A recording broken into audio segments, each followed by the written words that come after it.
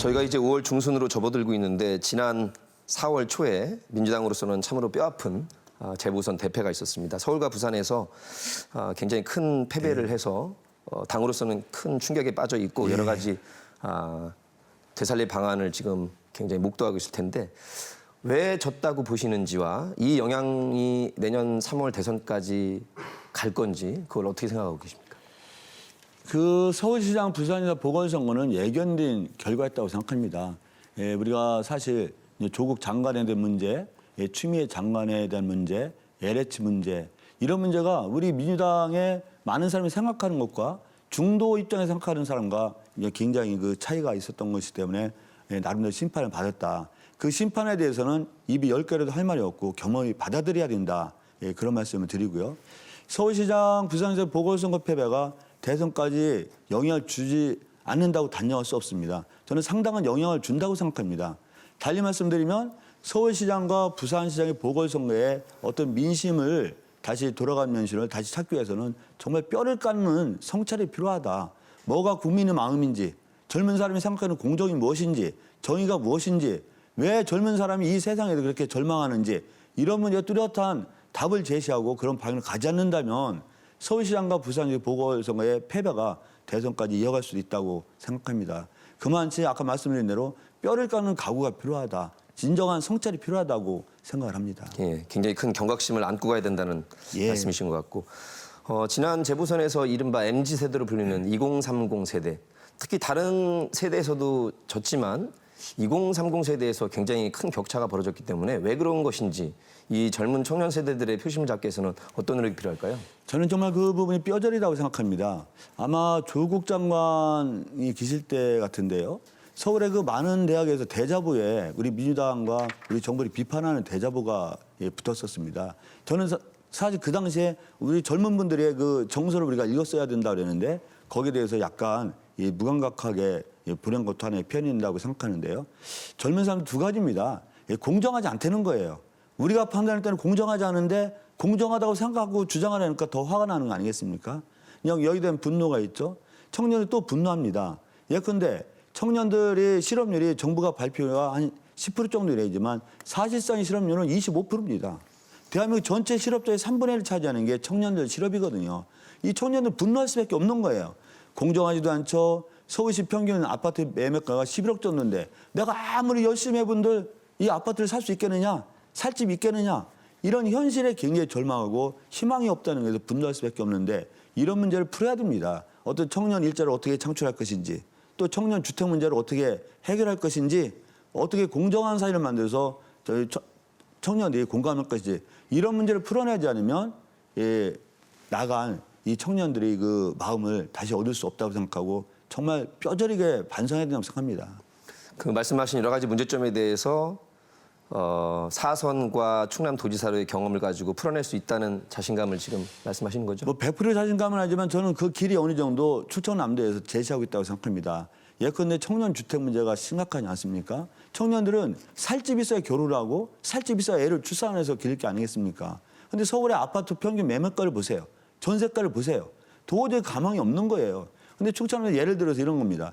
충청남도는 더 행복한 주택을 짓고 있고 100호는 매입해서 지금 입주에 들어가기 시작한 상태인데 이게 어떤 것을 말하냐면요. 25평형 정도 아파트, 아이 두세 명이 키울 수 있는 아파트거든요. 이게 보증금 5천만 원에 월세 15만 원이면 입주할 수 있습니다. 여기에 아이가 한 명 태어나면 월세 15만 원의 절반을 충청남도가 부담하고 두 명이 태어나면 전액을 부담하는 더 행복한 주택인데 저는 이게 이 대한민국 충청남도 1000호를 짓기 시작했는데 대한민국 정부라면 1년에 한 20만 채씩 줘야 된다. 그렇다면 청년주택 문제, 신혼부부 주택 문제가 상당 부분 해결되고 한 15년 정도 이 주택을 져서 한 300만 채 정도 진다면 대한민국의 일반 중산층과 서민의 주택 문제도 해결할 수 있는 길이다 생각하고 충청남도에서 이미 진행되고 있고 일부 시행되고 있다. 그런 말씀 드립니다.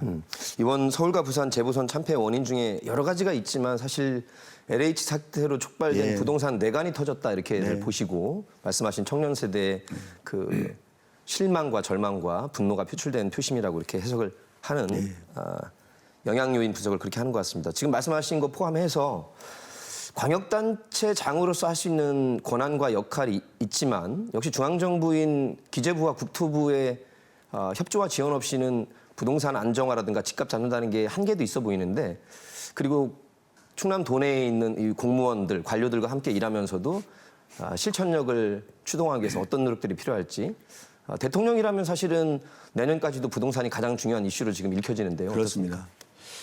먼저 말씀드린 대로 중앙정부 아니면 별도로 우리 충청남도가 더 행복한 주택, 이게 프랑스나 네덜란드 사회적 주택을 본받은 건데요.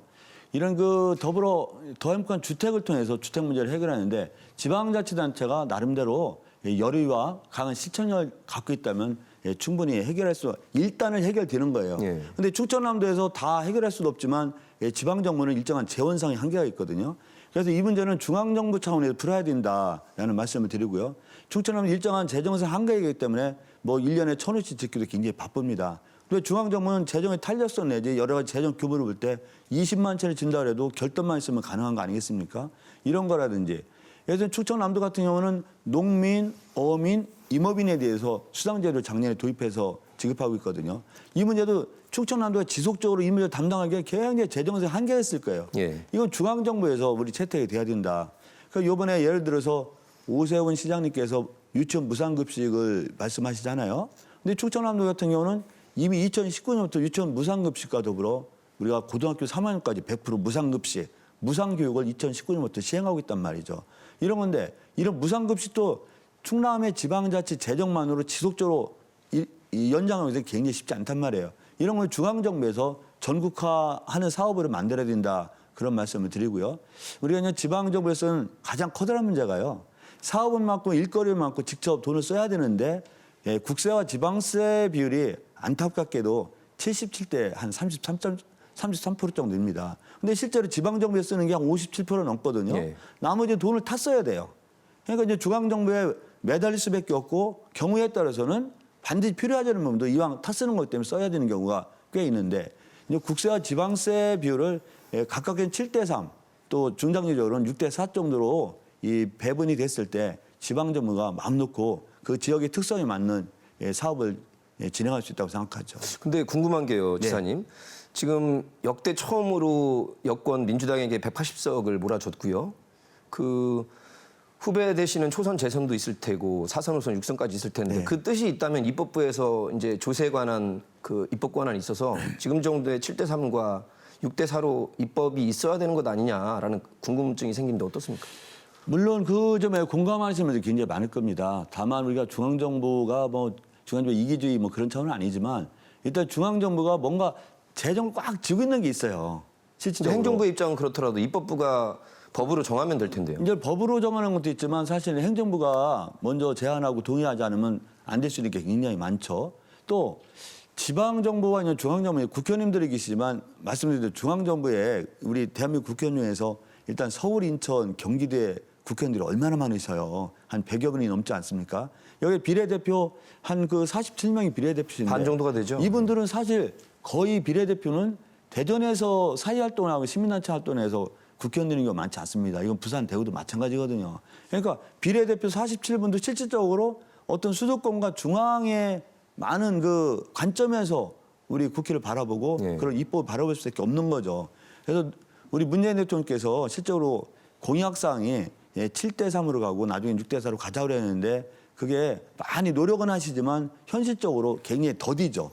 이런 그 자원, 재원 배분 문제가 되지 않으면 실제로 지방자치가 한 반토막 정도의 지방자치밖에 될 수 없다는 것이 제 생각이죠. 같은 연장선상에서 이 국회 세종의사당 건립을 내용으로 한 이 안이 상임위에 올랐지만 결국 처리되지 못했습니다. 지금 지방 재정 예산 문제에서부터 현실적인 안이 나와 있고 발의가 돼 있는데 통과가 안 되는 것은 아까 말씀하신 역시 수도권 편향된 수도권 중심의 그 사고방식 내지는 그런 문화 때문일까요? 그런 면이 전혀 없다고 생각하지 않습니다. 그런 면이 충분히 있고요. 또 이제 정당 간의 어떤 그 의견 차이도 좀 있는 것이 이번에 신속하게 처리되지 못한 원인이라고 볼 수 있죠.